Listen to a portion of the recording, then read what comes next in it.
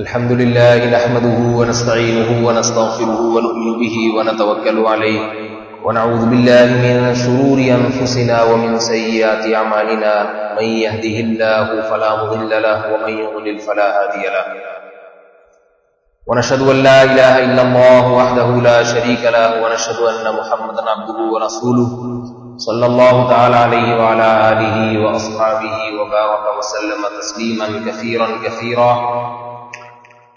أما بعد فأعوذ بالله من الشيطان الرجيم بسم الله الرحمن الرحيم شهر رمضان الذي أنزل فيه القرآن هدى للناس وبينات من الهدى والفرقان فمن شهد منكم الشهر فليصم وقال النبي صلى الله عليه وسلم من صام رمضان إيمانا واحتسابا غفر له ما تقدم من ذنبه ومن قام رمضان ایمانا واحتسابا غفر له ما تقدم من ذنبه. تو حضرات یہاں بیٹھے ہیں اس طرف، تو مجمع ادھر زیادہ ہے، ادھر بالکل بھی نہیں ہے. تو اگر آپ حضرات تھوڑی ہمت کر کے یہاں تشریف لے آئیں اس طرف، کیونکہ یا تو مجھے اپنا زاویہ بدلنا پڑے گا،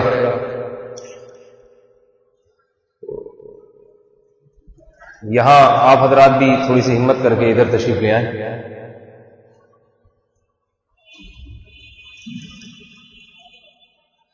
ڈسپلن جتنا اسلام نے سکھایا ہے اتنا اس کی اتنی تاکید کسی اور مذہب میں نہیں ہے. اس کا بھی ڈسپلن سے تعلق ہے کہ کوئی مجمع ہے تو برابر ہونا چاہیے دونوں طرف. سب ایک طرف بیٹھے ہوئے ہیں، ادھر تھوڑے سے لوگ بیٹھے ہوئے ہیں، تو کیسے آدمی سب کے سامنے سب کی طرف رخ کر کے آدمی بات نہیں کر سکتا.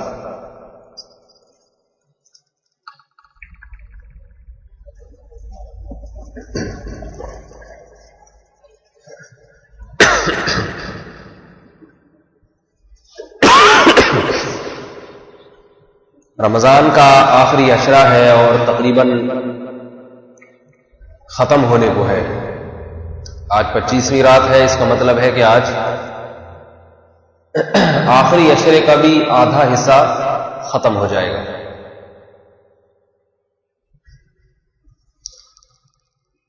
پچھلے سال بھی مجھے یہاں بیان کے لیے بلایا گیا تھا. حضرت مولانا اشرف سیخوپوری صاحب ہمارے اکابر میں سے ہیں، وہ ان کی مسجد میں میرے لیے بیان کرنا،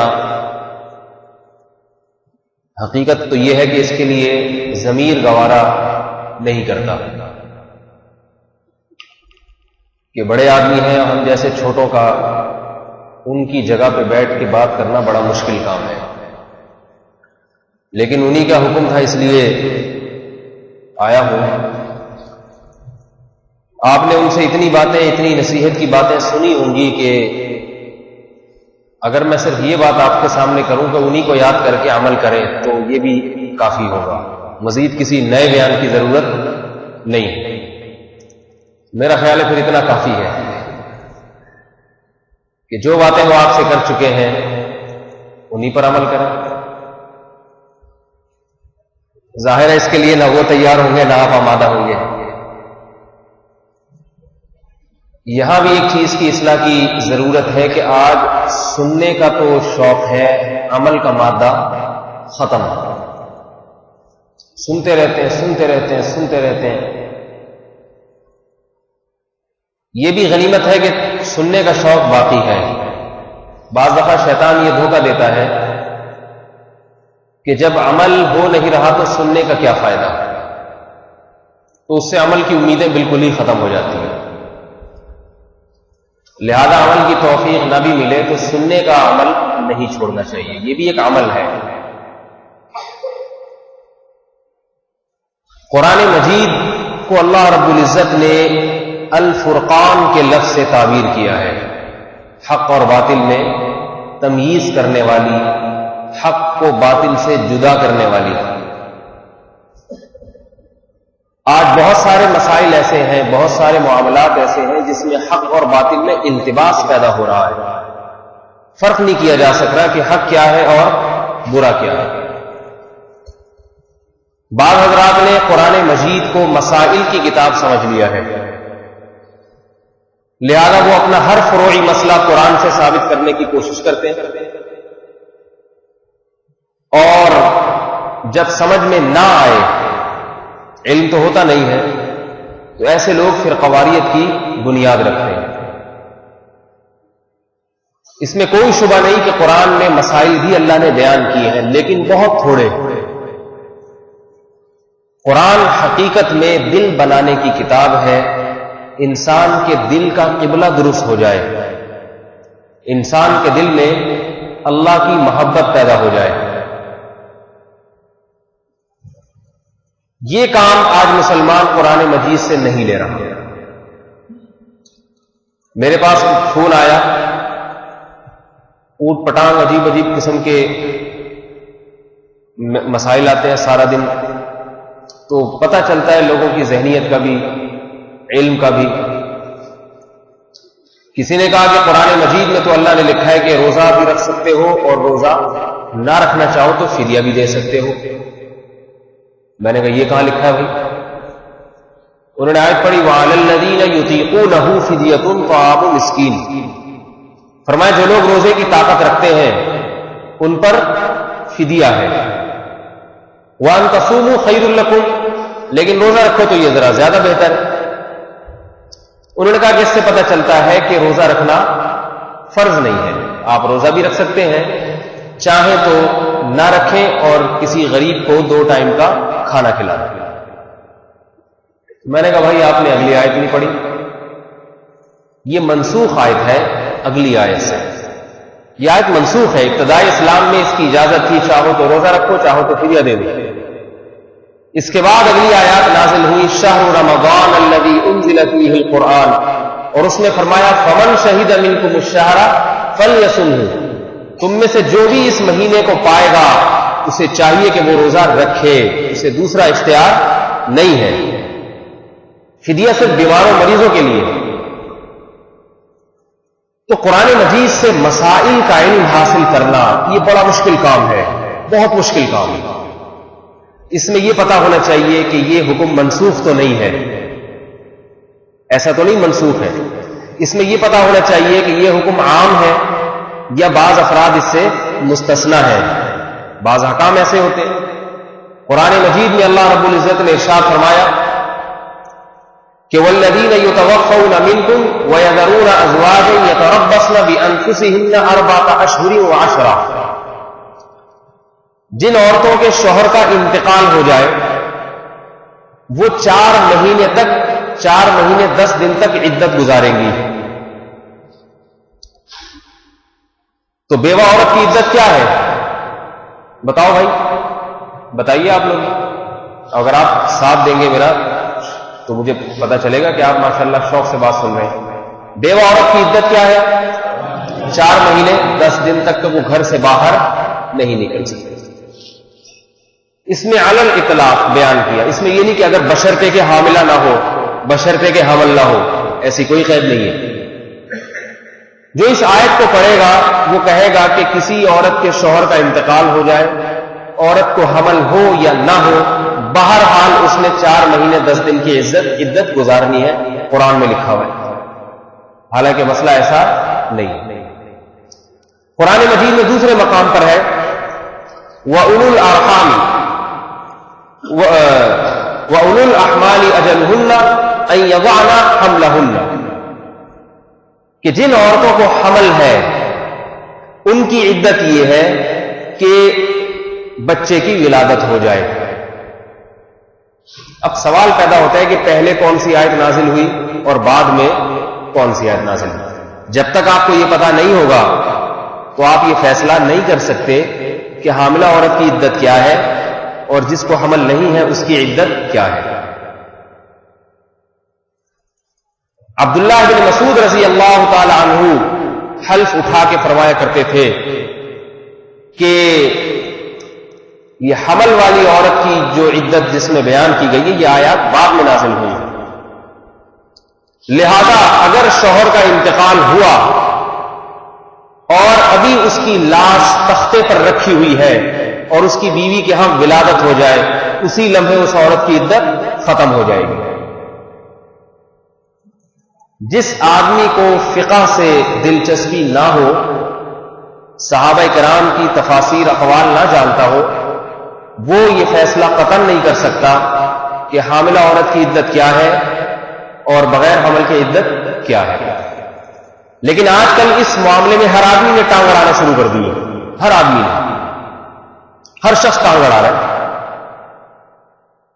یاد رکھیں، قرآن مجید میں اللہ رب العزت نے دو قسم کی باتیں بیان کی ہیں۔ ایک وہ احکام جن کا تعلق مسائل سے ہے، فقہی مسائل سے، اور ایک وہ احکام جن کا تعلق ہے نصیحت سے اور انسان کا دل بنانے سے۔ جن چیزوں کا تعلق، جن آیات کا تعلق احکام سے ہے، وہ آیات بہت مشکل ہے قرآن مجید میں۔ عامی آدمی آیات پڑھ کے مسائل خود نہیں نکال سکتا۔ اور جن آیات کا تعلق ہے نصیحت سے، جنت اور جہنم کی آیات، پچھلی امتوں کے واقعات تاکہ ان کو دیکھ کر نصیحت حاصل ہو جائے، جنت کی نعمتوں کا بیان، جہنم کی ہولناکیوں کا بیان تاکہ لوگوں کے دلوں میں جہنم کا خوف پیدا ہو، جنت کی لالچ پیدا ہو، انہیں کہا جاتا ہے نصیحت والی آیات۔ یہ آیات اللہ نے اتنی آسان بنائی کہ ہر پاگل سے پاگل آدمی، ہر ان پڑھ سے ان پڑھ آدمی بھی بہت آرام سے سمجھ سکتا ہے کہ اس کا مطلب کیا ہے اور اس میں مجھے کیا سمجھایا جاتا ہے۔ آج چاروں طرف فرقواریت، لوگ اول تو دین کی طرف آتے نہیں ہیں، اور جو بیچارے آنا چاہیں ان کو کھینچنے کی واپس کوشش کی جاتی ہے۔ کدھر مولویوں میں پھنس رہے ہو، کدھر جا رہے ہو مولویوں کے پاس، یہ قرآن ہے، یہ لکھا ہوا ہے جو اس میں آپ پڑھو اور عمل کرتے چلے جاؤ۔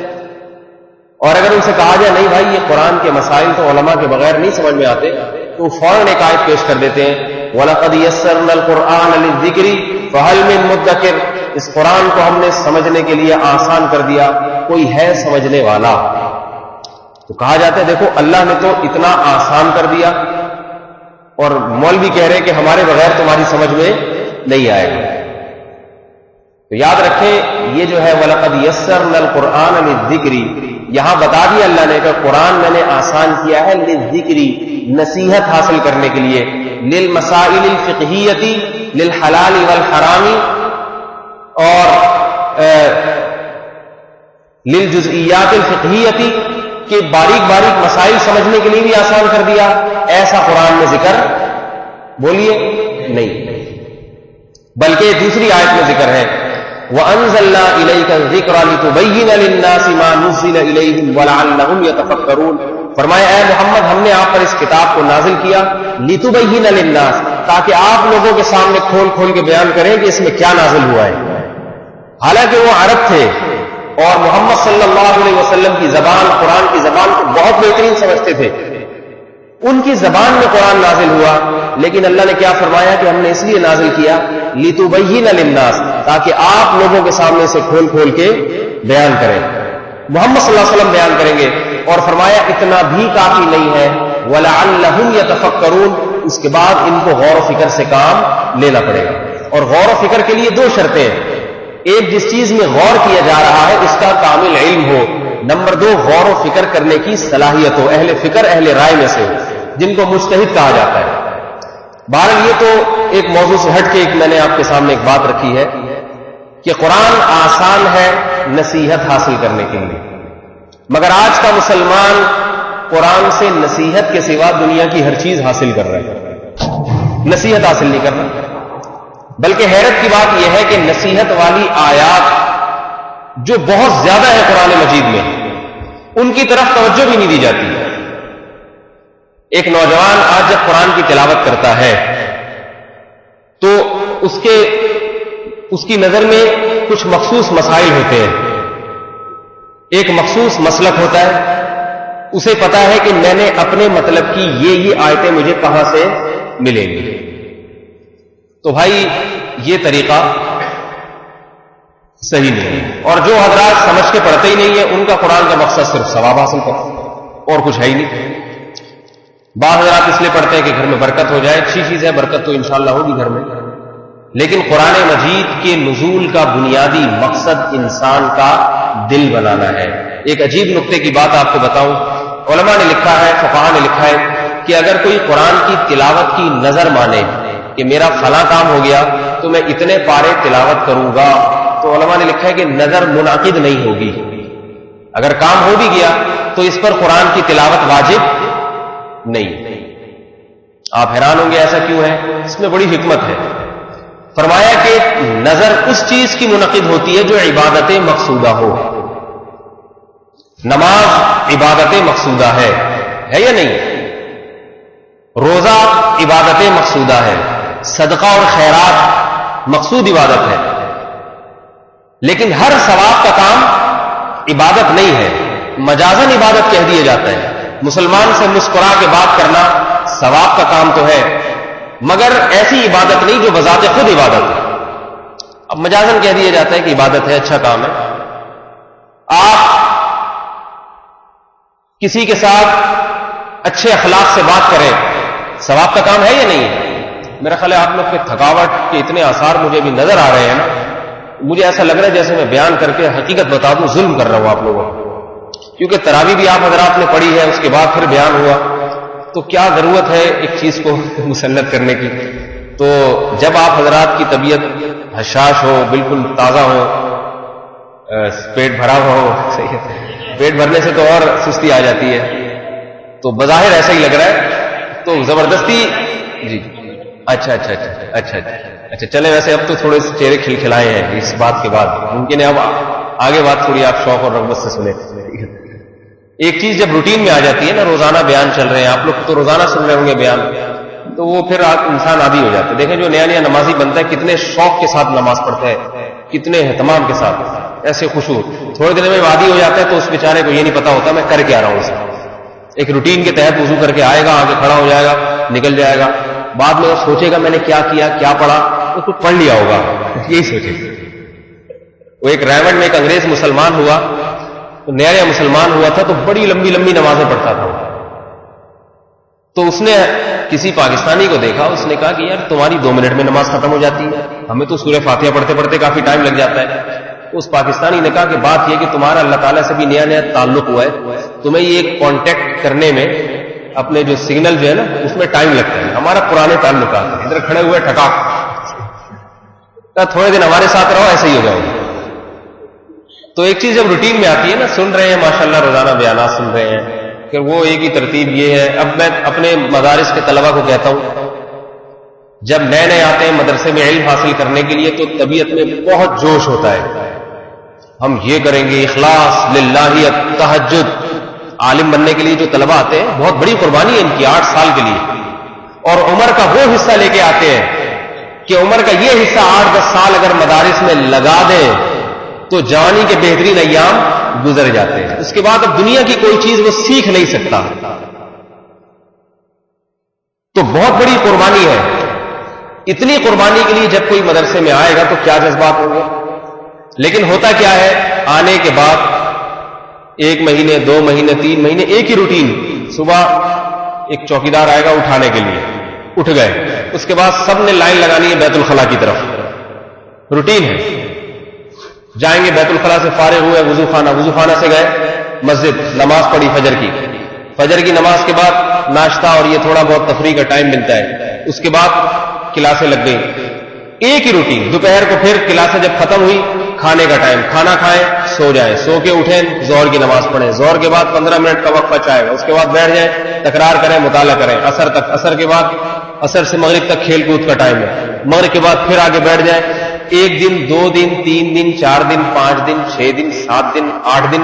جب یہ 1 سال پھر 2 سال پھر 3 سال جب یہ روٹین چلتی ہے تو وہ آٹومیٹک ایک روبوٹ کی طرح بن جاتے ہیں. اور یہاں تک نوبت پہنچتی ہے کہ علم حاصل کرنے کا مقصد تو دور کی بات، اپنی پیدائش کا مقصد بھول جاتے ہیں کہ ہم دنیا میں آئے کیوں، بھول جاتے ہیں. یہی ہے بس، کیوں آئے تھے بھائی، کیوں پڑھ رہے ہو، کیا مقصد ہے تمہارا، بس کوئی مقصد نہیں، وہ یہ پڑھ رہے ہیں. تو اب بیچارے ایک جو روح ہوتی ہے نا، اور پھر رہتے بھی وہی ہیں مدرسے میں رہتے بھی رات کو مدرسے میں ہی ہے. جو طلبہ گھر جاتے ہیں نا اسکول سے، اگلے دن تازہ دم ہو کے وہ آپ نے دیکھا ہوگا بڑی پھرتی کے ساتھ اسکول کی طرف جا رہے ہو، کیونکہ ماحول بہت تبدیل ہو چکا ہوتا ہے گھر جانے کے بعد. مدرسے میں 24 گھنٹے ایک جیسا ماحول، لہذا صبح اٹھتے ہیں. میں نے جامعۃ الرشید میں اسکول دیکھا، البیرونی اسکول، تو میں نے صبح کے وقت دیکھا کہ صبح ان بچوں کو کلاسوں سے ڈانٹ ڈانٹ کے نکالا جا رہا ہے کہ اسمبلی میں جا کے کھڑے ہو جاؤ. اب بیچارے ایسے سستوں کی طرح کوئی ادھر ایک گر رہا ہے، کوئی ادھر لڑک لڑک کے پہنچ رہے ہیں. میں نے کہا ہم نے تو سنا تھا اسکول کے بچے بڑے چست ہوتے ہیں، یہ تو جامعہ کے اسکول کے بچے بھی ایسے. میں صبح صبح روزانہ گھر سے جب آتا ہوں تو اسکول کے بچوں کو دیکھتا ہوں بڑی پھرتی کے ساتھ اسکول جا رہے ہوتے ہیں. تو میں نے کہا یہ تو اسکول ہے، مدرسہ نہیں ہے، اس میں بھی یہ طلبہ اتنے سست ایسے بیچارے جا رہے ہیں لڑکتے پڑکتے جیسے کوئی دھکے دے دے کے لے جا رہا ہوں. میں نے اپنے بڑے استاد سے ذکر کیا کہ یہ کیا بات ہے، یہاں آ کے ہمارے پاس آ کے ایک عام چست آدمی بھی سست کیوں ہو جاتا ہے؟ تو انہوں نے فرمایا بات یہ کہ یہ طبعی طور پر سست نہیں ہے، یہ مسئلہ ہے کہ رات کو ادھر ہی رہتے ہیں سارے، یہ اپنے گھر نہیں جاتے. اب جب روزانہ ایک ہی جگہ پہ رہیں گے تو طبیعت میں آہستہ آہستہ سستی پیدا ہو جاتی ہے. اسکول کے بچے چھٹی ہوتی ہے گھر جاتے ہیں، گھر میں ان کو ایک الگ ماحول ملتا ہے، پھر ماں باپ محبت کے ساتھ صبح پیار محبت کے ساتھ نہلا دھلا کے، ماں جناب وہ یونیفارم استری کر رہی ہے اور کوئی جو ہے نا اس کے شوز تلاش کر رہا ہے اور وہ ناشتہ بنا رہی، بڑی محبت کے ساتھ بڑے پروٹوکول کے ساتھ اس کو بھیجا کہ یہ یہی رہتے رہتے یہ بیچارے بھول جاتے ہیں کہ ہمیں یہاں داخل کیوں کیا گیا تھا، ان کو پتہ ہی نہیں ہوتا، لہذا وہ جوش جذبہ ختم ہو جاتا ہے. تو انسان کی طبیعت میں اللہ نے اختلاف رکھا ہے، اختلاف. تبھی آپ دیکھیں قرآن میں بار بار اس اختلاف کا ذکر ہے، بار بار. اختلاف السنتکم والوانکم اختلاف اللیل والنہار ان فی اختلاف اللیل والنہار لآیات لأولی الالباب. اللہ تعالیٰ چونکہ انسان کی طبیعت سے واقف ہے لہذا دن اور رات میں اختلاف رکھا، موسموں میں اختلاف رکھا. فرمایا اس اختلاف میں بڑی بڑی نشانیاں ہیں. موسم ایک جیسا نہیں رہتا ورنہ اکتا جائے ہم سب کے سب. دن اور رات کی لمبائی چوڑائی ایک جیسی نہیں رہتی، کبھی راتیں لمبی ہوتی ہے، دن چھوٹے ہوتے ہیں، اس سے انسان اکتاتا ہے. اللہ روٹین بدل دیتے ہیں، اب دن لمبے ہوا کریں گے راتیں چھوٹی ہوا کریں گے. یہ اللہ کی رحمت ہے، انسان پر احسان ہے. اس سے انسان میں جذبہ برقرار رہتا ہے اور طبیعت حشاش بشاش رہتی ہے. سردی کا موسم الگ، گرمی کا موسم الگ، خزاں کا موسم الگ، بہار کا موسم الگ. آپ دیکھیں جب گرمیاں ہوتی ہیں پنکھوں سے ہم کچھ دنوں میں مانوس ہو جاتے ہیں، جب سردی کی پہلی لہر آنا شروع ہوتی ہے لحاف اور کمبل نکلنا شروع ہوتے ہیں، کیسی طبیعت خوش ہو جاتی ہے کہ اب وہ سردی آ رہی ہے. تھوڑے دنوں میں سردی سے دل بھرتا ہے اور جب گرمی آنا شروع ہوتی ہے پنکھے چلنا شروع ہوتے ہیں، پنکھے کی آواز ایسے جیسے ماں کی لوری ایسی محسوس ہوتی ہے پنکھوں کی آواز. تو اللہ نے انسان کی طبیعت میں اختلاف رکھا ہے. تو یہ اب چونکہ روزانہ آپ سن رہے ہیں نا تو مجھے ایسا لگ رہا ہے کہ آپ کو بھی اس کی ضرورت ہے. ایک دن ناغا کر کے کچھ ایسا کوئی پروگرام کوئی ایسا رکھا جائے جس میں آپ کی طبیعت تازہ ہو جائے. لیکن اب بہرحال میں جلدی جلدی اپنی بات کو ختم کرتا ہوں، سمیٹتا ہوں بات کو اپنی. میں یہ عرض کر رہا تھا کہ قرآن مجید میں جو بنیادی مقصد ہے قرآن مجید کا، یعنی مقصد کا مطلب جس پہ زیادہ زور دیا گیا ہے وہ ہے انسان کا دل بدل جائے. دل بدلنے کا مطلب اس فانی دنیا سے انسان کے دل میں محبت ختم ہو جائے اور دائمی دنیا جو ہمیشہ کی زندگی ہے اس سے انسان کے دل میں محبت پیدا ہو جائے. یہ کام نہیں ہو رہا. حافظ قرآن کے دل میں بھی عام طور پہ دنیا کی محبت، جو صبح سے رات تک پڑھتا رہتا ہے. قرآن نے اتنا زیادہ زور اس بات پہ دیا ہے، یا ایھا الناس ان وعد اللہ حق، اے لوگو اللہ کا وعدہ سچا ہے. فلا تغرنکم الحیات الدنیا، دیکھو یہ تمہیں دنیا کی زندگی ہرگز دھوکے میں نہ ڈال دے. کہیں فرمایا ان الشیطان لکم عدو فاتخذوه عدوا، شیطان تمہارا دشمن ہے اسے دشمن ٹھہرا لو. یہ تمہیں دنیا کی رنگینیاں دکھا کے غافل کرے گا. تمہیں گاڑیاں دیکھ کے خیال آئے گا میرے پاس بھی لمبی گاڑی ہو، تمہیں لوگوں کے بنگلے دیکھ کے خیال آئے گا کاش میرے پاس ایسا بنگلہ ہو، تمہیں لوگوں کی صحتیں دیکھ کے خیال آئے گا، عزت دیکھ کے خیال آئے گا کاش میرے پاس بھی ایسی عزت ہو. قرآن بار بار پکار کے کہہ رہا ہے کل من علیہا فان، ان تمام چیزوں پہ فنا کا لیبل لگا ہوا ہے، ان چیزوں سے دل نہ اٹکانا. آج انسان قرآن پڑھ کے مسائل کا عالم تو بن جاتا ہے لیکن دل میں اس کے وہی دنیا بھری ہوتی ہے، وہی دنیا بھری ہوتی ہے. دل میں دنیا کی محبت، فنا ہونے والی چیزوں سے محبت، یہ ایک اتنی بڑی بیماری اور اتنی گندی بیماری ہے کہ ایسے بیمار آدمی سے دنیا محبت کر سکتی ہے، اللہ تعالی محبت نہیں کرتے. یہ بہت بڑی بیماری ہے. جو جائے قرار نہیں ہے، صبح و شام میتیں اٹھتے ہوئے دیکھ رہے ہیں، صبح و شام قبرستان آباد ہوتے ہوئے دیکھ رہے ہیں. یہ پتہ کیسے چلتا ہے کہ دل میں دنیا کی محبت ہے؟ جب دنیا چھن جاتی ہے. آج میں دیکھتا ہوں پیسہ چھن گیا، کاروبار میں نقصان ہو گیا، لوگوں کا دماغ اتنا خراب ہونا شروع ہو جاتا ہے جیسے برین ہیمریج ہو جائے گا. میرے پاس آتے ہیں، پچھلے سال ایک صاحب میرے پاس بہت آتے رہے، میرے کاروبار میں نقصان ہو گیا جناب، میرے ساتھ یہ ہو گیا، میرے ساتھ وہ ہو گیا، زکوٰۃ کے ذریعے تعاون فرمایا وغیرہ، بہت پیچھے پڑے رہتے. میں نے کہا بہت مجبور ہے، کچھ تھوڑا سا تعاون بھی کیا. پھر آتے حضرت بڑا مسئلہ ہو گیا. میں نے ایک دن سوچا اس کو بٹھا کے پوچھو مسئلہ ہوا کیا ہے. میں نے کہا جناب تشریف لائے، بیٹھے، کیا مسئلہ ہو گیا؟ کہہ رہے اور بس مسئلہ ہی مسئلہ، میری جاب چھوٹ گئی. تو میں نے کہا جاب چھوٹ گئی تو ابھی روٹی مل رہی ہے کھانے کو؟ اس نے کہا ہاں اتنا تو ہے. میں نے کہا 2 ٹائم پیٹ بھر کے صبح اور شام کو روٹی کھا لیتے ہو؟ گندم کی روٹی، گندم کی روٹی پیٹ کہہ رہے، گندم کی روٹی کے انڈے پراٹھے بھی کھا لیتے ہیں، پیٹ بھر جاتا. میں نے کہا پھر کیا مسئلہ؟ کہہ رہا بھائی بچوں کے اسکول کی فیسیں، بچوں کے اسکول کی فیسیں نہیں بھری جا رہی. میں نے اسے ایک بات سنائی. میں نے کہا دیکھو یہ آپ حضرات بھی غور سے، ممکن ہے آپ کہیں کہ مولوی صاحب کیسی اوٹ پٹانگ قسم کی باتیں کر رہے ہیں 15ویں صدی میں. نا بات 15ویں صدی میں کیسی اوٹ پٹانگ قسم کی باتیں کر رہے ہیں. لیکن میں آپ کو حقیقت میں سکون کا نسخہ دے کے جا رہا ہوں، سکون کا نسخہ. اگر میری یہ بات آپ کی سمجھ میں آ جائے، اللہ کرے آ جائے، تو ایسی چیز آپ کو مل جائے گی کہ آپ دنیا میں جیسے آج کل آئل آتا ہے نا کولیسٹرول فری، تو آپ ٹینشن فری ہو جائیں گے. ہر چیز آپ کے پاس ہوگی سوائے ٹینشن کے. صحیح بات سمجھے؟ اس بات کو سمجھانے سے پہلے میں تمہید کے طور پہ ایک بات بتاتا ہوں. دیکھو ایک فقیر غریب مسکین بھیکاری آپ کے گھر آیا، اس نے آپ سے اللہ کے نام پہ کچھ مانگا. اللہ کے نام پہ کیوں مانگ رہا ہے؟ اسے پتا ہے کہ میں نے آپ پر کوئی احسان نہیں کیا، کوئی مزدوری نہیں کی جس کی اجرت پہ میں مستحق ہوں، کوئی خدمت نہیں کی. لہذا آپ سے کہتا ہے بھائی میں نے تو آپ کی کوئی خدمت نہیں کی ہے، لیکن آپ صرف اللہ کو راضی کرنے کے لیے مجھے 10-50 روپے دیتے. ہوتا ہی نہیں ہوتا.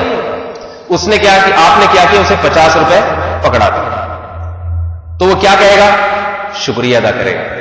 اگر وہ یہ کہے کہ 50 روپے، اس 50 سے تو میری ضرورت پوری نہیں ہوگی، اس سے تو میرے بچوں کی فیسیں نہیں بھری جائیں گی، اس 50 روپے میں تو آج کل معمولی سے معمولی ہسپتال میں علاج نہیں ہوتا، تو آپ اسے کیا کہیں گے کہ بھائی میرے ذمہ تو یہ بھی لازم نہیں تھی، یہ احسان کر کے میں نے پکڑا دیا، باقی آپ کی ضرورتیں اس سے پوری ہوتی ہیں یا نہیں ہوتی میری بلا سے.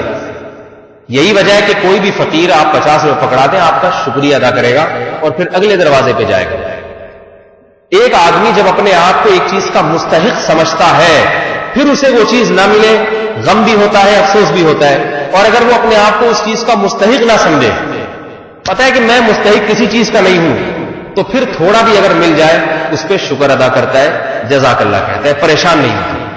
بھیکاری کو اگر آپ 1000 کا نوٹ پکڑا دیں خوشی سے پاگل ہو جائے گا، حالانکہ 1000 کے نوٹ میں نہ اس کے بچوں کی اسکول کی فیسیں بھری جائیں گی، نہ اس کی بیٹیوں کی شادی ہو سکتی ہے، کچھ بھی نہیں ہو سکتا. لیکن اس کو توقع نہیں تھی لیکن اور آپ نے 1000 پکڑا دیے، خوشی سے پاگل ہو جائے گا. یہ بات خوب اچھی طرح ذہن میں رکھنی چاہیے کہ اللہ رب العزت نے اس دنیا کو مسافر خانہ بنایا ہے. سمجھ میں آ رہی ہے بات؟ اور مسافر کو سفر گزارنے کے لیے جو چیزیں درکار ہیں اتنی چیزیں اگر کسی کو مل جائیں تو اس کی تمام ضرورتیں پوری ہو گئی. اس کے علاوہ باقی جو کچھ دیا جا رہا ہے وہ غریبی ہے. غریبی سمجھتے ہیں نا؟ ہوٹل میں جاتے ہیں، آپ نے 30-40 روپے کی پلیٹ منگوائی نہاری کی، وہ اس کے آپ مستحق ہیں، کھا لی. اب بعض دفعہ ایسے تو روٹی بچ گئی ہے بھائی، یا پیٹ میں 2-4 کھانچے تھوڑے سے خالی رہ گئے، ہم تو کوشش کرتے ہیں نا کہ ایک پیٹ میں ذرا سا کھانچا بھی خالی نہ رہے. حالانکہ بدترین چیز جو بھری جائے، بدترین برتن جو بھرا جائے، نبی نے فرمایا وہ پیٹ ہے، کہ صحت کو بھی نقصان اور طبیعت میں بھی سستی. لیکن ہماری کوشش ہوتی ہے بھائی ایک آدھ کھانچا خالی رہ گیا، تھوڑا غریبی کا انتظام ہونا چاہیے. تو میرے عام طور پہ عرف یہ کہ لا کے دے دیتے ہیں، چلو ہمارے ہوٹل میں 30-40 کی جب پلیٹ دیے تو یہ 2-4 لقمے کے لیے لے لیں. غریبی اگر کسی کو نہ ملے پریشان نہیں ہوگا، اس لیے کہ جو جس چیز کے پیسے دیے وہ چیز تو مل گئی، وہ حق تو مل گیا. بعض ایسا بھی کرتے ہیں، یہ تھوڑا میں آپ کی ذہنی تفریح بھی کر رہا ہوں کیونکہ تھکے ہوئے آپ لوگ ہیں. بعض ایسا بھی کرتے ہیں کہ ایسے نالائق بھی ہیں دنیا میں، جا کے 8-10 آدمی چلے جائیں گے ہوٹل میں, ایک پلیٹ منگوائی اور پھر گریویاں منگواتے رہتے ہیں. رش چونکہ زیادہ ہوتا ہے وہ بیرے کو پتہ نہیں چلتا, تو گریویوں پہ چل رہا ہوتا ہے حساب. ایک آدمی ہوٹل گیا تو اور پوچھنے لگا کہ بھائی نہاری کی پلیٹ کتنے کی؟ انہوں نے کہا 40 کی. کہا گریوی مفت. کہتے پہلے گریوی لے آؤ, گریوی مفت میں کھا لیں گے, پیٹ نہیں بھرا تو پھر پلیٹ بھی منگوا لیں گے. یہ حساب کتاب بھی چل رہا ہے آج کل. خیر, سفر, انسان اگر ایک چیز کو سفر سمجھے تو کہتا ہے بھائی اس سفر میں مجھے سفر گزارنے کے لیے جو لوازمات ہونے چاہیے وہ مل جائے تو میری ضرورت پوری, آرام سے سفر گزر جائے بس. اب مسئلہ یہ ہے کہ ہم میں سے ہر شخص نے اس دنیا کو سفر کی فہرست سے نکال دیا, اور ہر آدمی سمجھتا ہے یہ میرا وطن ہے, یہ میرے رہنے کی جگہ ہے. خدا کی قسم اس سے بڑا جھوٹ دنیا میں کوئی نہیں. جنریٹر کا ہے انتظام؟ وہ ایک دفعہ انڈیا میں ایک آدمی کا انتقال ہوا تو اس کے بچے جو ہے نا اس کو قبرستان دفنانے کے لیے لے کے جا رہے تھے. تو اس آدمی کی بیوی رو رہی تھی کہ ہائے میرے میاں کو ایسی جگہ لے کے جا رہے ہو جہاں نہ روشنی ہے, نہ گیس ہے, نہ کھانا ہے, نہ پینا ہے. تو اس کے بچے کہنے لگے امی کے ابو کو پاکستان لے کے جا رہے ہیں. تو قبر کا منظر اور پاکستان کا منظر تقریباً برابر.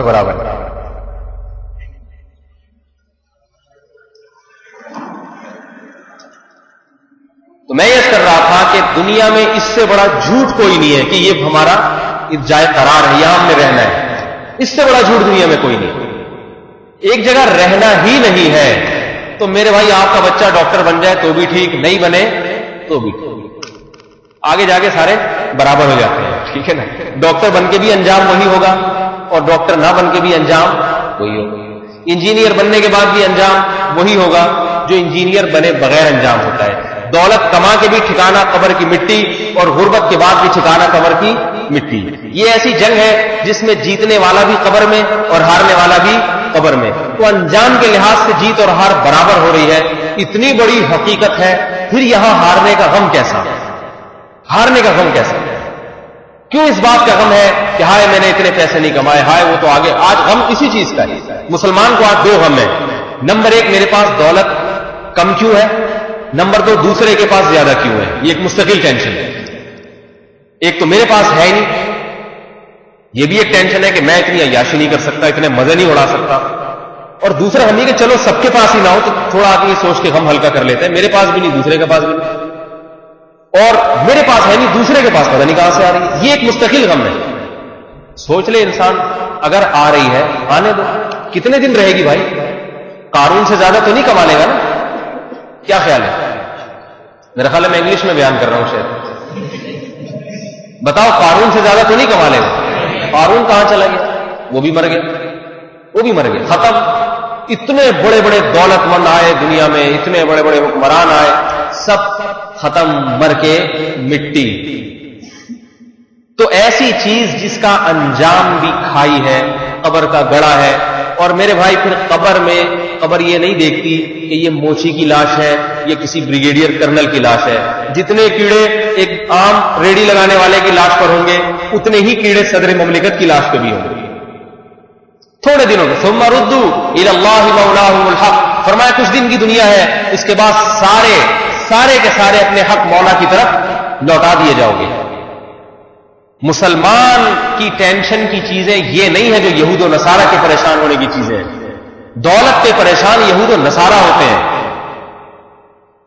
اس کی وجہ سے, ان پریشانیوں کی وجہ سے مسلمان نے اللہ پر اعتماد اور توکل کرنا چھوڑ دیا. دماغ کی رگیں پھٹ رہی ہیں لوگوں کو, اتنے پریشان. ایک بزرگ کے پاس ایک شخص آیا, کہنے لگا حضرت گوشت بہت مہنگا ہو گیا ہے, میں پریشان ہوں. تو میں پریشان ہونے کی بات نہیں, اس نے کہا اتنا مہنگا ہو گیا, فرمایا چھوڑ دو, نہیں کھاؤ. صحیح ہے نا, روٹی کھاؤ. میرا ایک مستقل بیان ہے گندم کی روٹی پر. گندم کی, اس کا نام ہی گندم کی روٹی ہے. اس بیان میں میں نے ثابت کیا ہے, عقلی دلائل کے لحاظ سے, اور سائنسی دلائل جو ڈاکٹروں کے ہوتے ہیں، اور مشاہدات، اور چوتھی چیز ہے شریعت کے دلائل. ان 4 قسم کے دلائل سے ثابت کیا ہے جسے کھانے کے لیے گندم کی روٹی مل رہی ہے پیٹ بھر کے، اس کی صحت کمزور نہیں ہو سکتی. پھر بھی کمزور ہے تو کوئی مسئلہ ہے، اس کے پیٹ میں کوئی گڑبڑ ہے. اللہ نے گندم کی روٹی میں اتنی طاقت اور اتنی توانائی رکھی ہے، یہ انسان کی نیچرل غذا ہے، نیچرل غذا. جسے گندم کی روٹی مل گئی 2 وقت پیٹ بھر کے، وہ اگر کمزور ہے تو سمجھ لو اس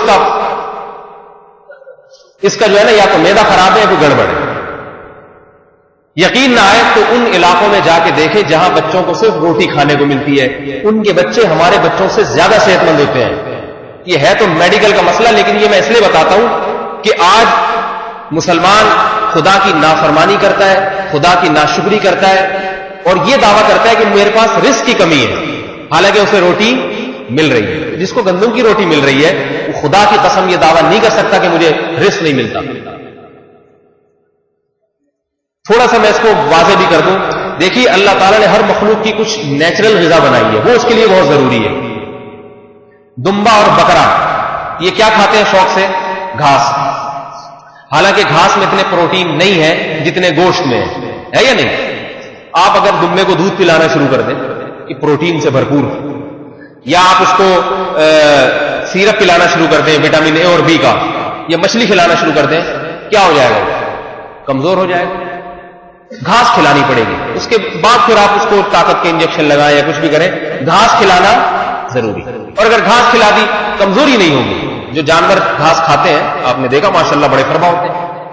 انسان کی آنتوں کو جس حساب سے ڈیزائن کیا گیا ہے، جیسا بنایا گیا ہے، یہ ٹھیک ہے کہ گوشت میں پروٹین زیادہ ہے، انڈے میں پروٹین زیادہ ہے، لیکن آپ تجربہ کر کے دیکھ لیں، صبح و شام گوشت کھاتے رہیں، 2-2, 3-3 کلو بڑا گوشت کھا جائیں، درجن انڈے کھا جائیں، روٹی نہ کھائیں. میں مسجد کے ممبر پہ بیٹھ کے آپ کو ابھی سے یہ گواہی دیتا ہوں کہ آپ 4-5 مہینے میں دبلے ہو کے سوپ کے کانٹا بن جائیں گے. ہائی بات. حالانکہ آپ ساری چیزیں پروٹین والی کھا رہے ہیں، لیکن آپ ان میں سے کوئی چیز نہ کھائیں، صرف روٹی کھائیں صبح شام پیٹ بھر کے پانی کے ساتھ. کسی قسم کی آپ کو کمزوری محسوس ہو، میرا گریبان پکڑے آ کے، سمجھ آ رہی ہے؟ صحت پہلے سے زیادہ اچھی ہو جائے گی. ہاں کوئی الگ سے بیماری ہے، پہلے سے ہی بیچارہ کوئی کمزور ہے تو ایک الگ بات ہے، اور اس کی شریعت میں بھی دلیل ہے. دیکھیے قرآن مجید نے حکم دیا ہے کہ جس آدمی نے قسم کھا کے توڑ دی ہو تو اس کا کفارہ کیا ہے؟ غریب اور مسکین کو 2 ٹائم کا کھانا کھلائے. 10 غریبوں کو. بات خوب اچھی طرح سے سنیں سمجھیں. غریبوں کو کیا کرے گا؟ وہ 2 ٹائم کا، بولو بھائی، کھانا کھلائے. درمیانے درجے کا کھانا، درمیانے درجے کا، نہ بہت ہی مرغب غذا ہو نہ بہت ہی کمتر. ایک ایسا کھانا جو انسان کی صحت کے لیے مناسب، پیٹ بھی اس سے بھرے، ضرورت پوری ہو جائے. اس کی تفصیل یہ ہے کہ اگر کسی شخص نے کسی غریب کو جو کی روٹی کھلائی، مکئی کی روٹی کھلائی، تو اس کے ساتھ سالن بھی ضروری ہے، ورنہ کفارہ ادا نہیں ہوتی. کیونکہ جو مکئی وغیرہ کی روٹی غذائیت میں مکمل نہیں ہے، اس کے ساتھ کسی اور چیز کا تڑکا لگانا پڑے گا. سمجھ آ رہی ہے؟ تب وہ مکمل غذا بنے گی. گندم کی روٹی کے بارے میں اجماع ہے فقہا کا کہ اگر گندم کی صرف روٹی کھلا دی کسی غریب کو 2 ٹائم تو یہ درمیانے درجے کا کھانا کھلا دیا اور کفارہ ادا، بولو بھائی. ہاں، اور کفارے کا جو بنیادی مقصد ہے غریب کی حاجت پوری کر دینا. اس سے پتہ چلتا ہے کہ اس کی حاجت پوری ہو جائے گی. آپ اس کو صرف روٹی کھلا دیں تو اللہ فرمانے تم نے اس کو کھانا کھلا دیا. بتاؤ ہمیں کیا 2 وقت کی روٹی میسر نہیں ہے؟ ہم صبح و شام کی روٹی نہیں کھاتے کیا؟ اس کو ہم کھانا سمجھتے ہی نہیں ہے. وجہ اس کی یہ ہے کہ ہمیں اللہ نے اتنے انعامات ہمارے اوپر کیے ہیں کہ اب ہمارا دماغ اس لاڈ پیار میں خراب ہو گیا. بچہ، آپ مالداروں کے بچوں کو دیکھیں، غریبوں کے بچوں کو. مالدار کے بچے کو ہر تھوڑی دیر کے بعد کوئی نئی چیز چاہیے، تو وہ اس کی ضرورت نہیں ہے، وہ اس کے والدین کے لاڈ پیار کی وجہ سے ایسا ہو گیا. سمجھ میں آ رہی ہے نا بات؟ غریب کا بچہ جو کھلا دو کھلا، وہ اس کو لاڈ پیار نے بگاڑا نہیں ہے، وہ سمجھتے ہیں کہ میری ضرورت اس سے پوری ہو جائے گی.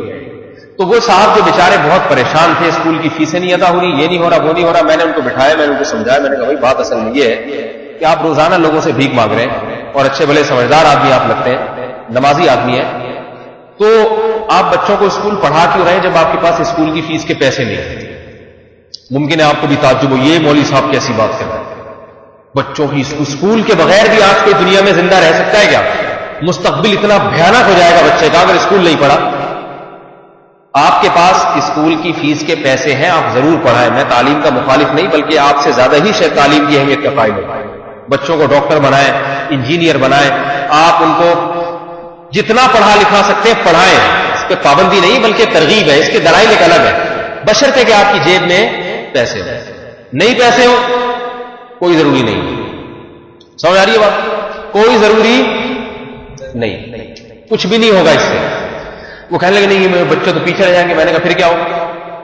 بچے آپ کے اگر پیچھے رہ جائیں گے پھر کیا ہوگا؟ یہاں ایک اور بات ہوئی, پھر کیا ہوگا. ایک آدمی سمندر کے کنارے گیا, دیکھا ایک نوجوان پڑا ہوا ہے. یہ ایسے ہو جائیں گے بچے اس طرح کے. سمندر کے کنارے ایک نوجوان پڑا ہوا ہے, ٹانگیں پھیلا کے بڑے مزے سے. تو بزرگ اس کے پاس گئے, اس نوجوان سے کہا کہ بیٹا تم یہاں پڑھے ہوئے ہو, وقت برباد کر رہے ہو, کچھ پڑھ لکھ کیوں نہیں لیتے؟ بچے نے کہا حضور پڑھوں گا تو پھر کیا ہوگا؟ انہوں نے کہا میٹرک کر لو. محنت کر کے کہا میٹرک کروں گا پھر کیا ہوگا؟ کہا میٹرک کے بعد انٹر کرنا 2 سال لگا کے. اس نے کہا اچھا 2 سال اور محنت, پھر کیا ہوگا؟ کہا انٹر کے بعد تم بی ایس سی بی کام کر لینا, ایم بی اے کر لینا, کچھ بھی کر لینا. اچھا جی 4 سال اور لگا دیے, پھر کیا ہوگا؟ کہا بیٹا پھر اس کے بعد اچھی سی جاب تلاش کرنا. اس نے کہا جی پھر کیا ہوگا؟ اس نے کہا پھر پیسے کمانا, تمہاری 1,00,000 1.5 روپے تنخواہ ہوگی. اس نے کہا اچھا پھر کیا ہوگا؟ انہوں نے کہا کہ بیٹا پھر یہ ہوگا کہ تم کسی خوبصورت سی لڑکی سے شادی کرنا, دولت ہوتی ہے تو رشتہ بھی اچھا ملے گا, کسی خاندانی لڑکی سے. کہا پھر کیا ہوگا؟ کہا پھر تمہاری اولاد ہوگی, تمہارا خاندان آباد ہو جائے گا. اس نے کہا پھر کیا ہوگا؟ کہا پھر مزے کرنا. نوجوان کہتا ہے ابھی کیا کر رہا ہوں, ابھی کیا کر رہا ہوں بھائی, ابھی بھی تو مزے ہی کر رہا ہوں. اور کہا حضور آپ جو مجھے مزوں کا طریقہ بتا رہے ہیں وہ بہت لمبا ہے, 15-16 سال لگیں گے اس میں. نمبر 1. نمبر 2, وہاں تک پہنچ بھی پاؤں گا یا نہیں پہنچ پاؤں گا؟ میٹرک تو ہر ایک کرتا ہے, انٹر کے قابل ہر ایک نہیں ہوتا, وہیں مایوس ہو جاتے ہیں. پھر انٹر کرنے کے بعد ہر ایک ایم بی اے بھی کر سکتا, ایم بی اے کرنے کے بعد ہر ایک کو جاب ملتی نہیں ہے, اور مل بھی جائے تو ہر ایک کو اچھی بیوی. شروع میں تو استخارے سارے یہی نکل رہے ہوتے ہیں کر لو, بعد میں جب لاؤ تو پتا چلتا ہے یہ کم بہت میرے حصے میں یہی آنی تھی. وہ بیوی عذاب جان وبال جان بن جاتی ہے. اور اولاد کبھی ہوتی ہے کبھی نہیں ہوتی, کبھی ہوتی ہے تو انسان کہتا ہے کہ یا اللہ نہ ہوتی تو اچھا تھا, ایسی اولاد مل جاتی ہے.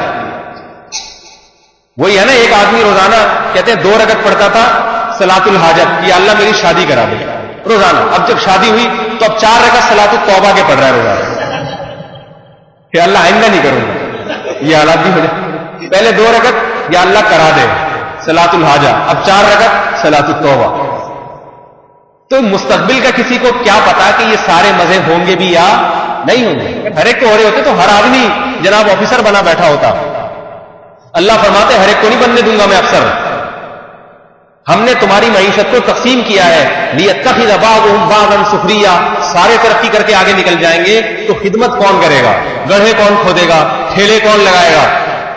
سارے ڈاکٹر بن جائیں گے تو مریض, ڈاکٹروں کی تو دال پانی بند, ساری کلینک کھول کے بیٹھ جائیں گے تو مریض کہاں ہے؟ ڈاکٹر تو خود اپنا علاج کریں گے, جو بیچارے بیٹھے ہیں ان کے پاس کون آئے گا. تو اللہ نے تقسیم کیا معیشت کو, فرمایا لیتخذ بعضهم بعضا سخریا. فرمایا کوئی اونچا کوئی نیچا, کوئی مالک کوئی غلام, کوئی مخدوم کوئی خادم, کوئی آقا کوئی غلام. یہ ساری تقسیم, کوئی حاکم کوئی محکوم, کوئی علاقے کا ناظم ہے تو اس ناظم سے بھی بڑا کوئی ناظم, اس سے بڑا کوئی اس کے اوپر, پھر صدر, پھر وزیر اعظم, پھر امریکہ کا صدر جو ساری دنیا پہ جناب دھوس جما رہا ہے. تو یہ ساری تقسیمات, وہ صدر بھی خود مختار نہیں ہے, وہ بھی اسرائیل سے ڈرتا ہے. اسرائیل جناب مسلمانوں سے ڈر رہا ہے, اس لیے کہتے ہیں نا دنیا گول ہے. مسلمان گھوم پھر کے اسرائیل سے ڈرتے, اسرائیل پھر گھوم پھر کے دوبارہ مسلمانوں سے ڈرتا ہے. تو یہ اللہ کی بنائی ہوئی تقسیم ہے, لیکن اللہ نے فرمایا یہ صرف دنیا میں چند دنوں کے لیے. والآخرۃ عند ربک للمتقین. فرمایا جیسی دنیا ختم یہ تقسیمات بھی ختم. ایک ڈرامہ ہے, جیسے ڈرامہ جب ٹی وی پہ دکھایا جاتا ہے تو اس میں کسی کو چپڑاسی بھی بنایا جائے گا, کسی کو ہیرو بنایا جائے گا, کسی کو ہیروئن بنایا جائے گا, کسی کو چور بنایا جائے گا, کسی کو ڈاکو بنایا جائے گا, تاکہ دیکھنے میں ڈرامہ اچھا لگے, نیچر کے زیادہ قریب ہو. اس کے بعد وہ ڈرامہ ختم تو اب وہ جو کسی کی بیوی تھی اب وہ بیوی نہیں. اب ایسا نہیں ڈرامہ ختم ہونے کے بعد ہیرو ہیروئن سے کہا چلو جی میرے گھر چلو, یہ یہیں تک تھا, ابھی ختم, ابھی کوئی ہمارا آپس میں کوئی تعلق نہیں ہے.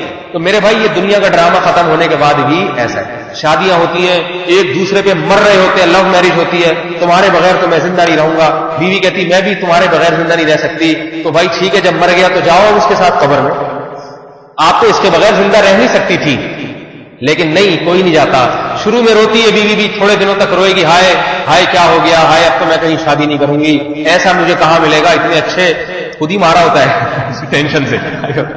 لیکن بہرحال رو رو کے بیچاری غم. لیکن 4 مہینے 10 دن عدت گزرتی ہے, تھوڑا وقت گزرتا ہے, اس کے بعد بھول بھلائیاں, کوئی جانتا بھی نہیں کہ کسی کی بیوی تھی اور ایسے اپنے شوہر کو یاد کرتی تھی. سب ختم ہو جاتا ہے, ہر غم بھول جاتا ہے انسان, ہر محبت کمزور پڑ جاتی ہے. جس باپ نے اپنی اولاد کو اپنے سینے پہ بٹھا کے بچپن سے کھلا کھلا کے پلایا ہو اور جوان کیا ہو, وہی اولاد اپنے باپ کو اپنے ہاتھوں سے کندھوں پہ اتارتی ہے اور تھوڑے دنوں کے بعد بھول جاتی ہے کہ ہمارے بھی کوئی باپ تھے. ان ہی اللہ حیاتنا الدنیا نموت و نحیا. کچھ دنوں کے بعد کیا کہتے ہیں, دنیا کی زندگی ہے بھائی, اس میں تو مرنا جینا لگا ہوا. جس دن میت ہوتی ہے اس دن یہ بات نہیں کر رہے, اس دن کہتے کیسے انتقال ہو گیا, کیسے باپ کو میں اپنے ہاتھوں سے قبر میں اتاروں. لیکن تھوڑے دنوں کے بعد ہوتا ہے بھائی, ہمارے کوئی اکیلے والد, سب کے والد دنیا, ہم بھی جائیں گے دنیا سے. تو یہ بار بار بتایا جا رہا ہے کہ جگہ جی لگانے کی دنیا نہیں ہے, یہ عبرت کی جا ہے, تماشا نہیں ہے. تو میں نے ان صاحب سے کہا, میں نے کہا میرے بھائی بچوں کی اسکول کی فیسیں اگر آپ کی جیب میں نہیں ہیں تو اس میں کوئی گھبرانے کی بات نہیں ہے, بچوں کو اسکول نہ پڑھائیں. تو انہوں نے کہا پیچھے رہ جاؤں گا. میں نے کہا پیچھے ہو کے کیا ہوگا, کیا ہو جائے گا, کہ یہ سارے ترقی کر کے کام میرے بچے کو ہیں, بالکل تو ریڈی لگائیں گے, ٹھیلا لگائیں گے, کوئی مزدور بنے گا. تو میں نے کہا کیا ہو گیا بھائی, کہہ رہے ہیں اس میں تو بے عزتی ہوگی. میں نے کہا اس بے عزتی کا کیا نتیجہ نکلے گا, یہی ہو نا, لوگ کہیں گے اس کا بچہ ٹھیلا لگاتا ہے, ہمارا بچہ ڈاکٹر ہے, یہی ہو. تو کیا ٹھیلے والے انسان نہیں ہوتے کیا, یہ کوئی اور مخلوق ہے کیا؟ تو میں نے کہا میرے بھائی اگر یہ ایسے ہی رہتا نا ہمیشہ, پھر تو واقعتاً ایک بات تھی کہ یہ ترقی کی دور میں آپ کے بچے پیچھے رہ گئے, دوسرے آگے نکل گئے. لیکن میں نے کہا ایسا ہوتا نہیں. آدھی سے زیادہ زندگی تو آپ کی گزر چکی ہے اور آپ کے بچے بھی جوان ہوں گے تھوڑے دنوں میں. اول تو پہلی بات یہ کہ رزق اور دولت مقدر سے ملتی ہے. میں ایسے جاہلوں کو جانتا ہوں جنہیں دستخط کرنے نہیں آتے, لاکھوں کروڑوں روپے کما رہے ہیں. ایسے جاہل میرے علم میں ہے. کیسے علم میں, ہمارے ایک رشتہ دار کو جس نے BCom کیا ہوا ہے, اسے ملازمت پہ اس سیٹ صاحب نے رکھا اور تقریباً 8-10 ہزار روپے تنخواہ صرف سگنیچر کرنے کی کہ بھائی مجھے دستخط کرنے نہیں آتے. اور تجارتی بڑے بڑے معاہدے ہوتے ہیں, اب کسی 2 نمبر آدمی کو رکھ لوں, پتہ چلا اپنے دستخط کر کے اپنے کھاتے میں ڈال دیا اس نے سارا. تو تمہارے صرف ایمانداری کی وجہ سے تمہیں رکھا ہے. کام کیا ہے, گاڑی لینے کے لیے تمہیں گھر سے آئے گی اور گھر پہ چھوڑ کے جائے گی, 8-10 ہزار روپے تمہاری تنخواہ ہے. کام کیا ہے کہ میری جگہ تم اپنے نام سے دستخط کر دیا کرو. سمجھ آ رہی ہے بات؟ یہ نہیں, سیکھ بھی نہیں سکتا, سیکھ بھی نہیں سکتا, لیکن کما رہا ہے, کھا رہا ہے. تو یہ تو ویسے ہی مقدر کی چیز ہے. تو میں نے کہا میرے بھائی آپ اپنے بچوں کو اسکول سے نکالیں, گھر میں جتنا آپ پڑھا سکتے ہیں. آپ نے بھی تو میں نے کہا کچھ پڑھا لکھا ہے, کہہ رہے ہیں میں نے کہا جتنا آپ کو آتا ہے وہ پڑھا. اپنی بیگم سے کہ تمہیں جتنا آتا ہے, جتنے پہاڑے یاد ہیں, جتنی گنتی یاد ہے, جتنے جمع تفریق آتی ہے, اس کو پڑھا دو. سمجھ آ رہی ہے بات؟ میں نے کہا 2-3 سال تو نکالو, میٹرک تک گھر میں پڑھا دو. لیکن آج کل کی عورتیں یہ کام کرنے کے لیے تیار نہیں. وہ اسکول میں جا کے 8-8 گھنٹے 60-70 بچوں کو تو پڑھا دے گی, اپنے 3-4 بچوں کو گھر میں 1 گھنٹہ نہیں پڑھا سکتا. انہیں تنگ کرتے ہیں. بہرحال یہ ایک الگ مسئلہ ہے. تو میں نے کہا اپنی بیگم سے, اور میں نے کہا جب میٹرک تک پڑھ لیں تو پھر دیکھیں 3-4 سال کے بعد آپ کے پاس میٹرک کی فیس بھرنے کے پیسے ہیں یا نہیں ہے. ڈائریکٹ 9ویں 10ویں کا امتحان دلوا دیں کسی اسکول سے. نہیں آ رہی میرا خیال ہے واسطہ, اور اتنے پیسے عام طور پہ ہو ہی جاتے ہیں. میں نے کہا میں لکھ کے دے دوں, اگر آپ کے بچے نے گھر میں پڑھ لیا میٹرک تک, آپ نے پڑھایا, آپ کی وائف نے پڑھایا, تو یہ دوسروں بچوں سے انشاءاللہ آگے نکلے گا. میں ایسے بچوں کو جانتا ہوں, ایسے بچوں کو جانتا ہوں. اور میں نے کہا اگر میٹرک کے پیسے بھی نہیں ہوئے تو آپ آگے تک پڑھاتے ہیں, جتنا آپ کے بس میں وہ تو کریں.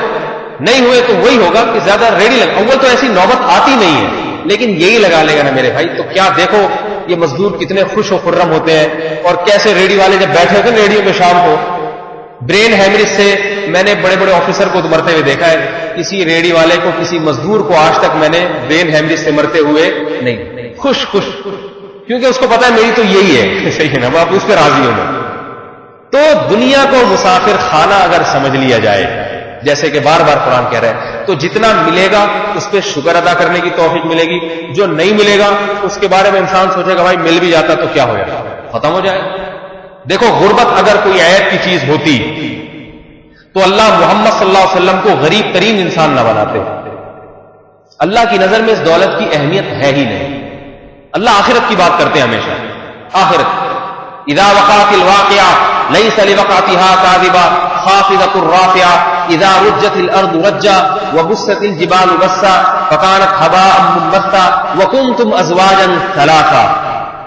دنیا میں اللہ فرماتے تمہاری بہت ساری قسمیں ہیں، یہ افسر ہے، یہ اس کا غلام ہے، یہ خادم ہے، یہ جناب ملازم ہے، اور یہ دولت مند، یہ خوبصورت، یہ بصورت، یہ مرد، یہ عورت۔ اللہ فرماتے ہیں قیامت میں ساری تقسیمات ختم کر کے 3 تقسیمات باقی رکھی جائیں گی، یہ دائیں ہاتھ والے، یہ بائیں ہاتھ والے، اور یہ السابقون، نیکیوں میں بہت زیادہ سبقت کرنے والے، یہ جنتی، یہ جہنمی۔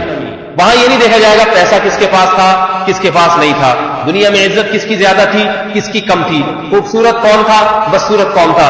فرمایا یہ صرف دنیا کے ڈرامے کے لیے یہ ساری چیزیں بنائی ہیں، یہ فرضی کردار ہیں جو اللہ نے ہمیں عطا فرمائے ہیں۔ فرمایا وہاں صرف یہ دیکھا جائے گا تو نے دنیا میں خدا کو راضی کیا یا ناراض کیا۔ راضی کیا اصحاب جنت میں سے ہے، ناراض کیا اصحاب جہنم میں سے۔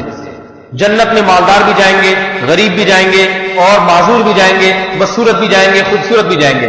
جنت کا معیار ان چیزوں میں سے کچھ ہے ہی نہیں۔ جنت کا معیار کیا ہے؟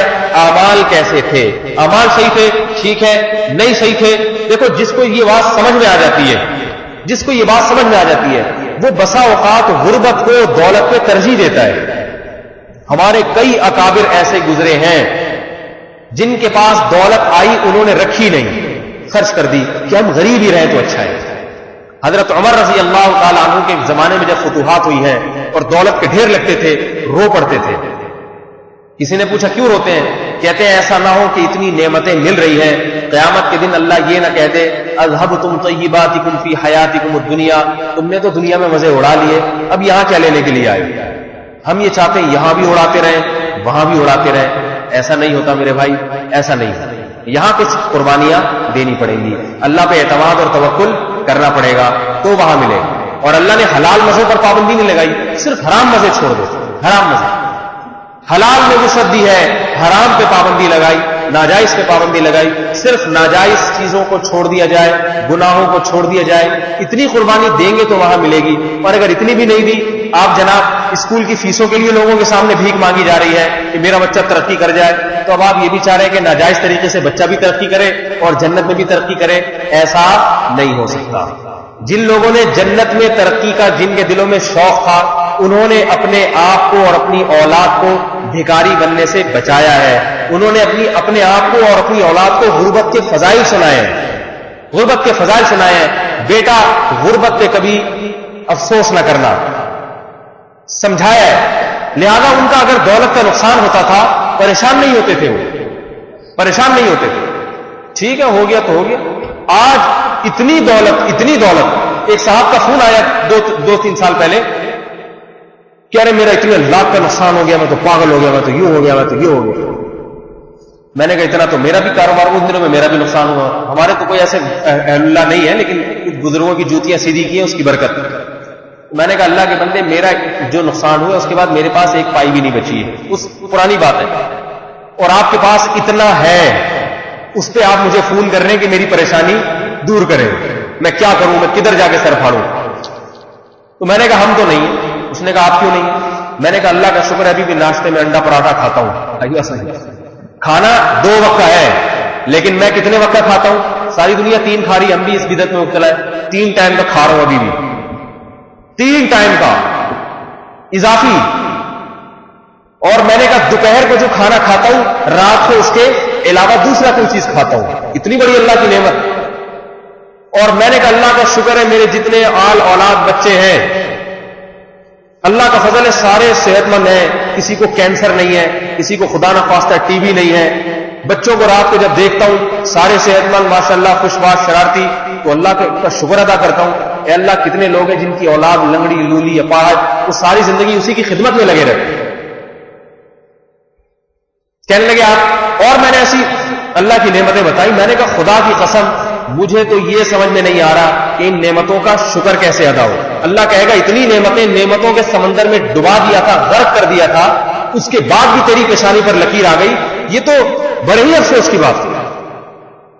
20 لاکھ روپے ہے، 10 لاکھ کا نقصان ہو گیا، پاگل ہو جائیں گے. بھائی 10 لاکھ باقی تو بچے ہوئے ہیں نا، 10 لاکھ بچے ہوئے کو نہیں دیکھے گا، اس کو نہیں دیکھے گا. ایک صاحب آئے کہنے لگے کہ میں نے 1 کروڑ کی زکات نکالنی ہے، کتنی نکلے گی؟ میں نے کہا 2.5 لاکھ. اف، 2.5 لاکھ کیوں؟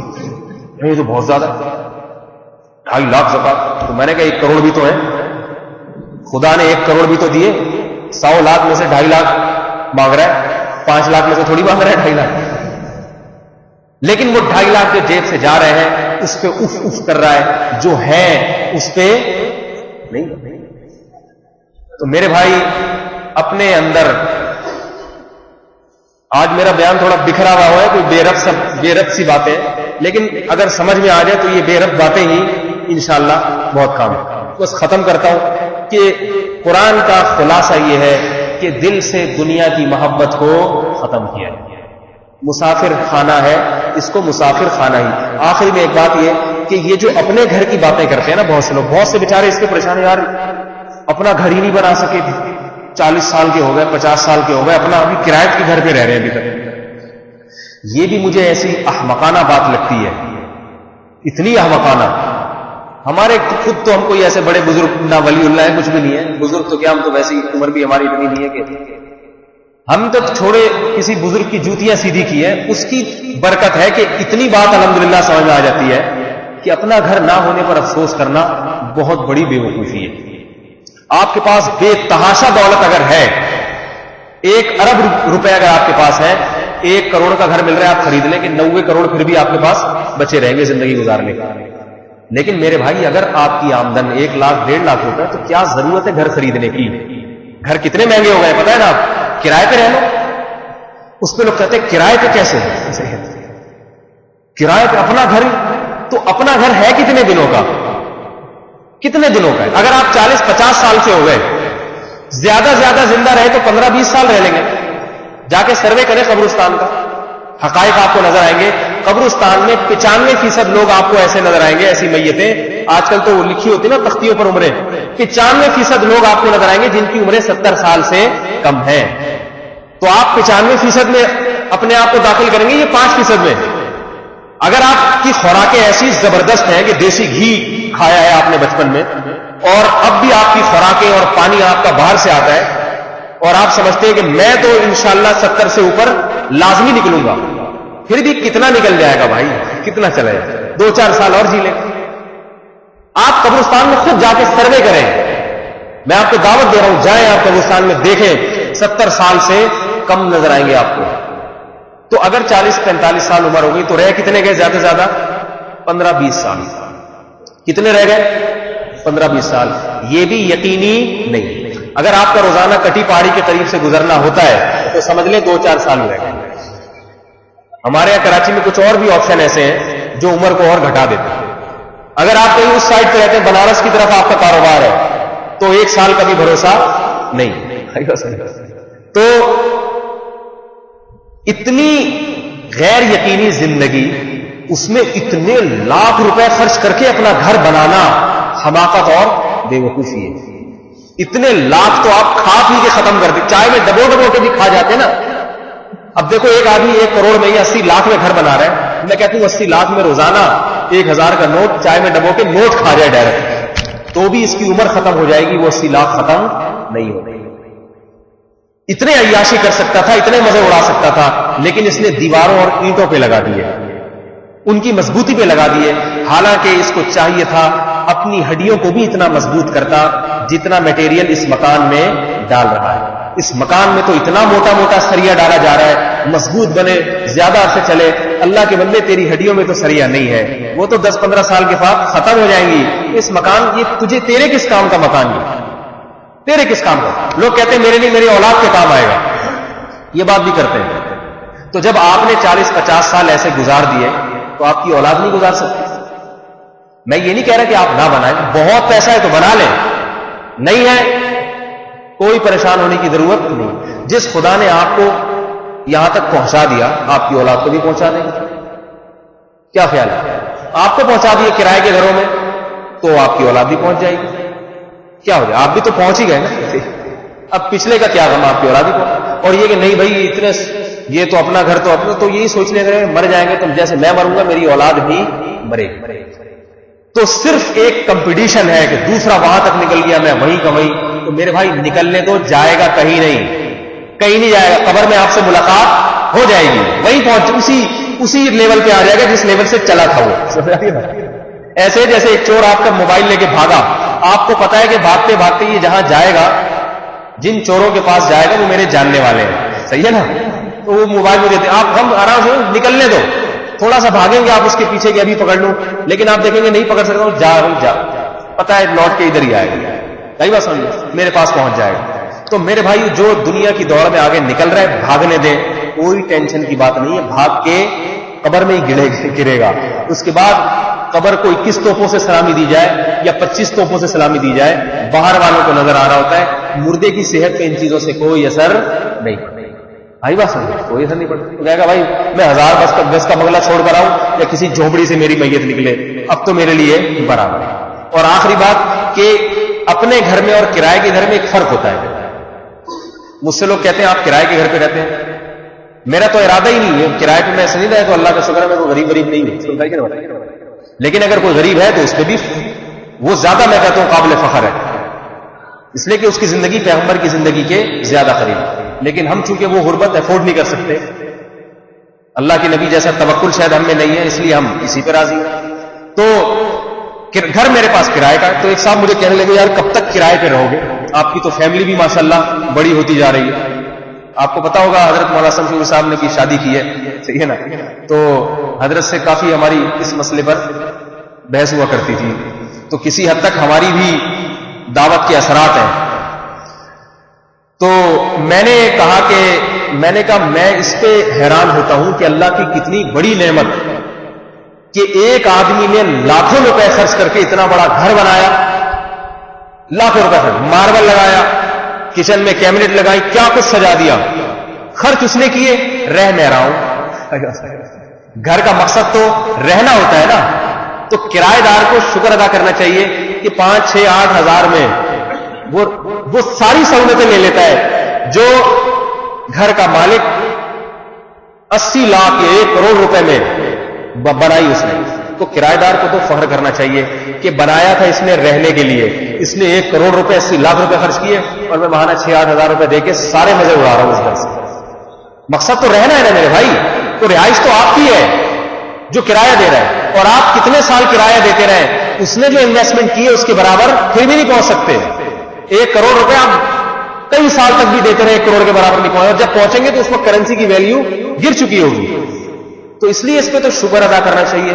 اس پہ لوگ پریشان ہیں یار کرایہ کا گھر، تو میں کہتا ہوں بھائی اس گھر میں کمرے نہیں ہیں، کیا مچھر کاٹ رہے ہیں تو اس کا علاج کرو، گندی جگہ ہے تو کرایہ کے گھر میں ایک سہولت یہ بھی ہے کہ آپ وہاں سے نکلے اچھی جگہ پہ جا کے رہیں، آپ کو ایریا پسند نہیں آ رہا۔ بعض لوگ کہتے ہیں نہیں کرایہ کے گھروں سے مالک کبھی بھی نکال سکتا ہے، تو نکال کے کیا آپ کو کچرے میں پھینک دے گا؟ نکالے گا تو اور کیا دوسرے گھر ختم ہو گئے؟ ظاہر ہے ایسا تو ہمیشہ نہیں ہوتا رہے گا، نکالتا ہی رہے، آپ کو نکالتا ہی رہے۔ ایک دفعہ نکالے گا تو اگلی دفعہ ممکن ہے کوئی اچھا کرایہ دار مل جائے وہ آپ کو نہ نکالے۔ تو اس میں ایسی چیزوں کو آج مسلمان نے اپنے اوپر مسلط کیا ہوا ہے جو غم اور پریشانی کی چیز نہیں ہے۔ میرے بھائی ہم گھر اگر رہائش کے لیے ہے تو کرائے میں بھی رہائش اسی طرح سے حاصل ہوتی ہے جیسے اپنے گھر میں حاصل ہوتی ہے۔ فرق صرف اتنا ہے کہ اپنے گھر کی محبت اس لیے زیادہ ہے کہ دیواروں اور اینٹوں سے آج کے مسلمان کو محبت ہو گئی ہے، اس سریے اور میٹیریل سے محبت ہو گئی ہے۔ یہ محبت بڑی خطرناک چیز ہے، یہ نہیں ہونی چاہیے، کیونکہ جب میت اٹھے گی اور جنازہ اٹھے گا پھر ایسے شخص کو بڑی تکلیف ہوگی، ہائے میں نے تو 80 لاکھ اتنی گہری بنیادیں کھود کے بنایا تھا یہ، اور میری عمر جواب دے گئی۔ میں ایسے لوگوں کو بھی جانتا ہوں کئی کروڑ روپے خرچ کر کے بنگلہ بنایا، اتنا مٹیریل ڈالا، اتنا سریا ڈالا، بہت مضبوط بنے، لیکن خدا کی قسم جس دن گھر بن کے تیار ہوا اور آج انہوں نے جانا تھا گھر میں افتتاح کرنے کے لیے، اسی دن موت کا فرشتہ آیا اور گھر سے جنازہ نکلا. کئی لوگ ہیں ایسے، اللہ بتاتے ہیں کہ وہاں کے لیے تو کچھ نہیں بنایا، قبر کے لیے سارا ادھر ہی پھینک دی، سارا دولت ادھر سریوں میں لگا دی، مٹی میں لگا دی، اور ساری دولت جناب اینٹوں میں لگا دی. اتنا اپنی ہڈیوں پہ لگا دیتا زیادہ اچھا تھا، خوراک کے کھا لیتا تاکہ کرائے کے گھر میں رہتا مگر ہڈیاں مضبوط ہوتی، 100 سال جی جاتا. اتنا اپنے پیٹ میں نہیں ڈال رہا آج کا مسلمان، اتنا اپنی ہڈیوں پہ خرچ نہیں کر رہا جتنا دیواروں اور اینٹوں پہ خرچ کر رہا ہے، اتنا خوراک پہ خرچ نہیں کر رہا. اللہ تعالیٰ ہمیں اس دنیا کو مسافر خانہ سمجھنے کی توفیق عطا فرمائے. اور جب ایک دفعہ سفر سمجھ لیا تو مل گیا ٹھیک ہے، نہیں ملا تو بھی ٹھیک ہے. جیسے اللہ کے نبی گھر میں آتے اپنی عائشہ سے پوچھتے کچھ کھانے کو ہے، آپ فرماتی ہے تو فرماتے لے آؤ، اور کہتی نہیں ہے، کہتے چلو ہمارا روزہ، جب ابھی کچھ ہے ہی نہیں تو افطاری میں کھا لیں گے، نیت کر لیتے ہیں روزے کی. ہم ایسا کر سکتے ہیں اسی وقت مر جائیں، اب یہ دن آ گئے کھانے کو بھی نہیں ہے. تو اللہ کے بندے جب تو نہیں ہے، رمضان میں بھی تو بھوکا رہتا ہے نا، جب افطاری میں مل جاتا ہے کھانے کو پہلے سے بھی زیادہ اچھا ہو جاتا ہے، نہیں ہو جاتا. روٹی اگر دیر سے ملے تو بھی اتنا ہی اثر کرتی ہے جتنا وقت مل جائے، بلکہ دیر سے ملنے میں صحت کو زیادہ فائدہ ہوتا ہے، کیونکہ معدہ بھرپور طریقے سے مطالبہ کر رہا ہوتا ہے، جو کھائیں گے پورا جزو بدن بنے گا. سمجھیے بات. تو اللہ کے نبی کی صحت اس لیے بڑی بے زبردست تھی، اللہ ایک وقت نہیں دیتے اگلے وقت میں دے دیا کرتے تھے. تو اگلے وقت میں مل جائے گا، تھوڑا صبر کر لے، روزے کی نیت کر لے کہ چلو جی بھوکے تو رہنا ہی ہے، روزے کا ثواب ہی اٹھا لو. آج ہمارے اندر یہ صلاحیتیں ختم ہو گئی. مجھے روٹی ملنی چاہیے، مجھے ہر وقت یہ چیز ملنی چاہیے، میرے پاس میں رکشوں میں نہیں سفر کروں گا، میں W11 میں بیٹھ کر آج کو بسیں اغوا ہو رہی ہیں، میں W11 میں نہیں، میرے پاس اپنی کرولا ہونی چاہیے.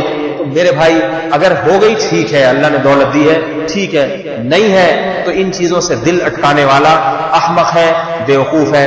پہلے بھی بڑے لوگ آئے، بڑے بڑے مزے اڑائے، مگر دنیا سے چلے گئے. تو جب جانا ہی ہے تو مزے اڑانے والا نہ اڑانے والا تقریباً برابر.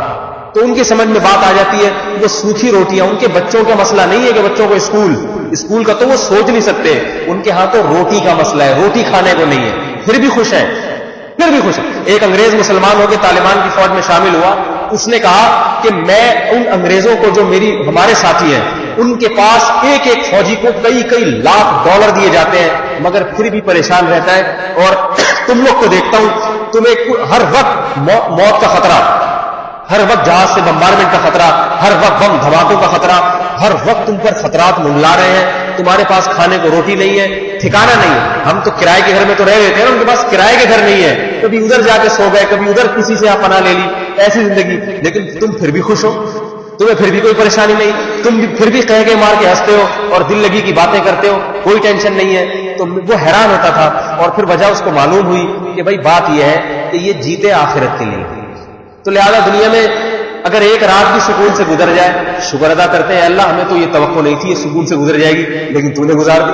ہم تو بے سکونی کے لیے بھی تیار تھے، لیکن تو نے سکون کی نعمت دے دی، اس پہ شکر ادا کرتے ہیں. تو میرے بھائی اللہ ہمارے مزاجوں کو، ہمارے دماغوں کو ایسا بنا دے، دنیا کی نعمتوں کو ہم استحقاق نہ سمجھیں، ہم سمجھے اللہ کا فضل ہے.